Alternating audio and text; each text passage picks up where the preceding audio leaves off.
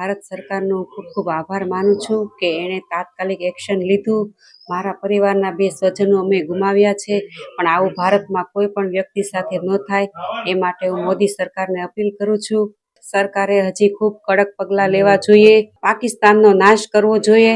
સરકારે જે અત્યારે નિર્ણય લીધો છે તે મારા સ્વજનો છે એને આજે થોડીક શ્રદ્ધાંજલિ 1% પ્રત્યે શ્રદ્ધાંજલિ સરકારે આપી છે. એ જાત પૂછીને માર્યા છે. અત્યાર સુધી આપણે પાકિસ્તાનનું સહન કરતા રહ્યા છીએ, પણ હવે ભારત સરકારને અપીલ છે કે હવે પછી આ સહન ન કરો.